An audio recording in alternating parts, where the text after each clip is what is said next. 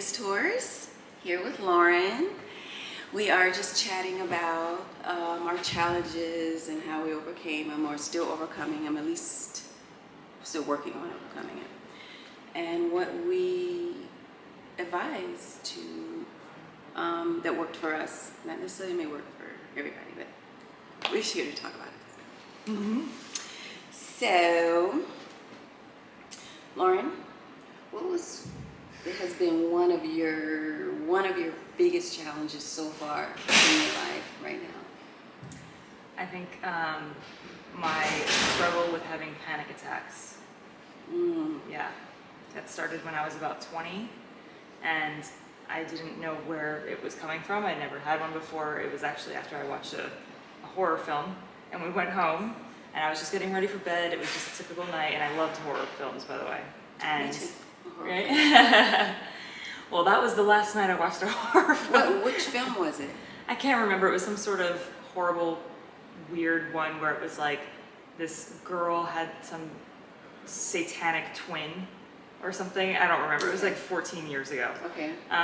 But yeah, so that night, it was just a typical night. I was getting ready for bed, and all of a sudden I had this feeling of dread and like, oh my God, like losing touch with reality and feeling out of control and feeling like I was going to die. And Wow. yeah, and it just So kinda that hit me. triggered something.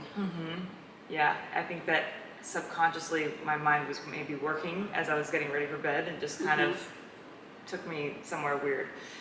So that was the first time I felt that. But you How know, old were you? I was 20. Okay. I will say though, thinking back on it, I think actually the thing that may have triggered that as well was when I was visiting my boyfriend at the time. He was English, and I was visiting him in England. I had woken up and I realized that I had a UTI. And actually, when I realized that, I started panicking because I'm in England, I'm just visiting him. I don't have, all of a sudden my mind goes into, I don't have medical insurance, not realizing that they will still treat me for free. Right. I'm in England. So I'm just like stressed out and freaking out about it. And then I woke him up like, oh my God, I think I have a, and I started panicking, and then I fainted.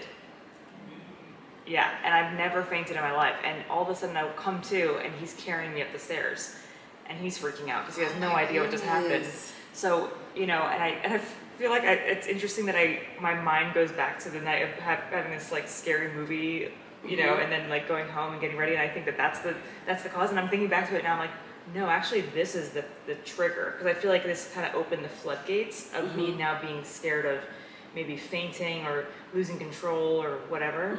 So, because I felt very much like I lacked control being so far away from home and whatever.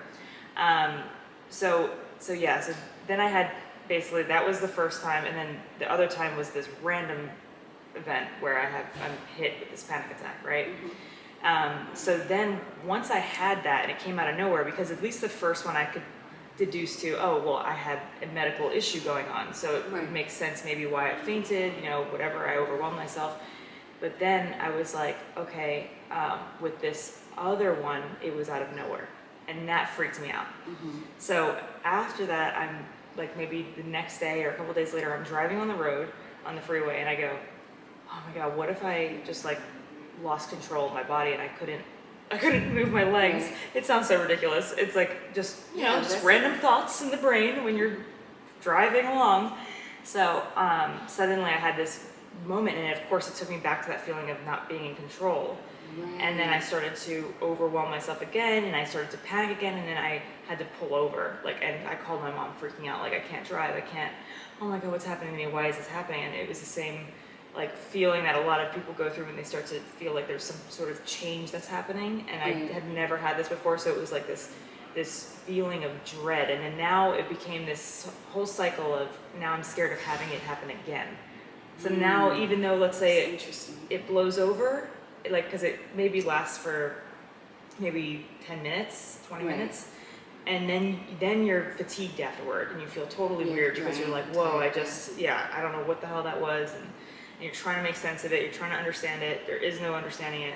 And so then now you live your life going, oh my God, it can happen at any time, anywhere. I could be in the middle of a movie, I could be driving, I could be on an airplane, like, right? And it's like all these spaces where maybe you feel like, and then I won't even have the ability to, let's say, do the coping skills Right. that I would normally be able to maybe at home. Like maybe at home I have like a whole thing that I can do, but if I'm on a plane, I'm That's right. stuck. Yeah. Like, so that kind of became this cycle, and it was months of that. And I remember even I just thought I was losing my mind. I was like, I'm going crazy. I'm just losing it. I'm losing it. And so I remember my stepdad at the time. He was doing a job on a roof, and it was nighttime, and we were going to go help him out and do some painting or whatever on this roof. And as I was on this roof, I remember thinking, what if I just flung myself off the roof? Now, I had I've never had suicidal ideation or anything like that, but it was just this feeling again, that creeping feeling of, what if I just did something crazy right now? Like, because again, it's that feeling of losing control of yourself, right? So, if you go back to your first time having it, what was happening at that moment that made you feel like you were losing control? Was it not having control of thinking something was going to happen to you? Or what do you, because is that what you carry, anxiety, the moments that's happening, is that what's happening? Because what I'm hearing is that each time that you get anxiety attacks, you're having a moment of feeling that you're not in control of some point.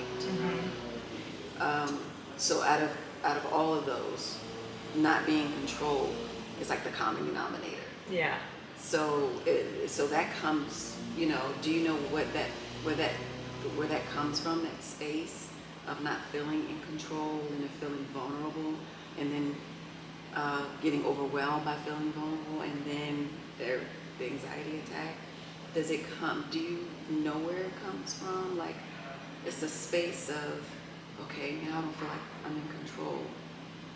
Is something gonna happen to me? Now anxiety. So that's deep. It kind of, you can kind of go back and look at our lives and go, oh, I wonder, and but it's something to investigate. Yeah. Yeah. So, what helps you? I mean, how are you dealing with your anxiety these days? What's helping you keep yourself in check? Well, I will say with that time, I did realize, well, not at the time I didn't, but looking back, I see what was happening. And what was happening is, at that time, I was dating my boyfriend who lived in England, and it was one of these moments where it was like either he was going to move to LA or I'd move to England. And I was like, I'm moving to England. Sign me up. So at the time also, there was this, I'm moving to England, and I didn't emotionally process that. It was very much in my head of, how do I work this out logistically? So I was all in my head of how do I pick up shifts? How do I get more money? How do I make sure everything is situated financially, and how do I coordinate this? And it wasn't like, you're leaving your family, you're leaving your friends, you're leaving everything familiar, and you're moving to an entirely different country. Yeah, I can relate to that. Yeah, yeah. So I think that's the thing that was coming up of like, hello, you're not paying attention to your emotional needs. That's right. And processing the emotional aspect of this. And I'm super close with my mom and my brother. And so it was one of those things where I had to look at it. And I even remember one time going to England and going to visit my boyfriend at the time. We kind of already were in the works with this move. And I remember going out there, and I fell asleep and woke up with my teeth hurting so bad because I was clenching my jaw so tight that I couldn't even, they brought us sandwiches on the plane, and I went to bite into it, and it hurt so bad I couldn't even eat. Wow. Yeah, and I was like, okay, there is clearly something subconsciously that's trying to come up to be like, hey, look, you need to look at this, you need to process it. And I just was continuously trying to go, no, just stay here, just stay here. So I really do, as I look back, I really feel like that was just this emergence of, we're going to get your attention somehow. That's right. Your spirit, your emotions will do that. A lot of times, a lot of things are inside of us, and we don't know. We just like thinking mentally and like logically all day, making these decisions. but the spirit and it's gonna go knock, knock, knock. Yep. Like, you're not paying attention to me. I'm freaking out here. You know, I'm Exactly. moving. So are you gonna address this? Like, what are you gonna do? So being in tune, you know, with your emotions and, you know, and you know, having that relationship with the mind, the mind, and you know, they say the spirit, the mind, and the spirit, they don't get along. Yeah. They're like conflicting, but So true. it's just like knowing, you know, paying it, you know, not even paying attention, but acknowledging, go, you know what, I feel this way. You know, I feel this way. You know, I'm gonna miss them. I don't, you know, it's just like I said, burning that feeling Yeah. of, you know, being sad that you're gonna miss your family, or you know, whatever that emotion is at the moment. It's taking that emotion and burning in it, feeling it, embracing it, and then moving. You go right through it. You know? Yes. And then you get to the other side. And then if you don't, it's sitting inside you. You're ready to come out at any moment, any time in your life, which causes what? Anxiety. Exactly. You know? And actually, it's funny you talk about spirit, because actually I turned to Eckhart Tolle, The Power of Now. Like, I was listening to the audiobook of that like over and over, because that really helped like center me and ground me. So that was one element to how I was working on it at the time. I was studying, I was looking up everything I could, because I don't know if I even knew it was a panic attack immediately. I think it took some time for me to discover, oh, that was a panic attack, because no one I knew what a panic attack was. No one else had gone through it, or at least if they have, they didn't know what it was, right? So I looked to Eckhart Tolle during that time, and then another thing that I did was some hypnotherapy. I did actually only one session, and that really helped me as well. And another thing, and it's so simple, and this was just like the reframe that really helped me. Because when we start to feel that panic or that anxiety or whatever, especially when we can't place it, like it's not circumstantial. It's like, if I have a test coming up and I have anxiety, I know why I have anxiety. There's a test coming up. But if it's just coming out of nowhere and there's, you know, your brain can't place it, your brain is a meaning-making machine. So it's always trying to go, where's this coming from? Let's look around. And then it sometimes can spin you out. So, and then sometimes we think of all the problems in our life. Well, maybe it's this problem and then that problem. And then we're constantly focusing on everything that's going wrong in our life, which just fuels it.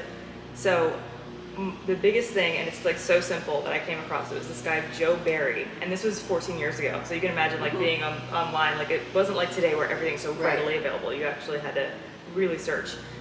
Joe Barry, and he had a Panic Away program.